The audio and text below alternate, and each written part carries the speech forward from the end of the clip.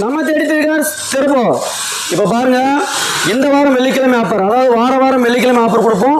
இந்த வாரம் வெள்ளிக்கிழமை ஆஃபர் கொண்டு வந்திருக்கோம். இந்த வாரம் அதாவது 19/9/2025 ஆஃபரா, சரிங்களா?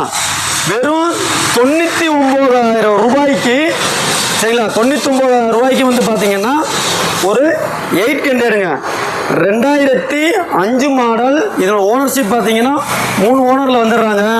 அதே மாதிரி பார்த்தீங்கன்னா பேப்பர் பார்த்தீங்கன்னா 2026 வரலும் பேப்பர் இருக்குது.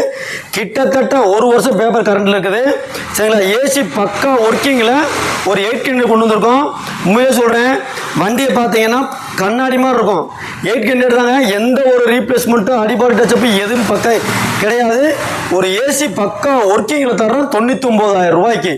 வாங்க, வண்டி இண்டியில் ஆஃப்லுக்கு எல்லாம் பார்த்துறோம். ஒரு கோயம்புத்தூர் நம்பரை கொண்டு வந்திருக்கோம். வண்டியை பாருங்களேன், ஒரு 800 மேலே சொல்கிறேன்.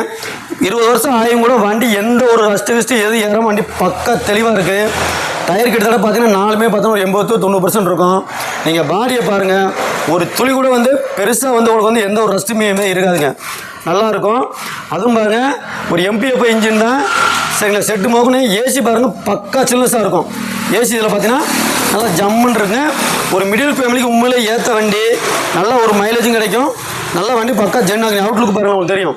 ஒரு கோயம்புத்தூர் நம்பரு, எந்த ஒரு ரீப்ளேஸ்மெண்ட் எதுவுமே ஆகலாம். 20 வருஷம் ஆயிடுச்சு, எந்த ஒரு ரீப்ளேஸ்மெண்ட் டச்சப்பு எதுவுமே ஆகாத வண்டி.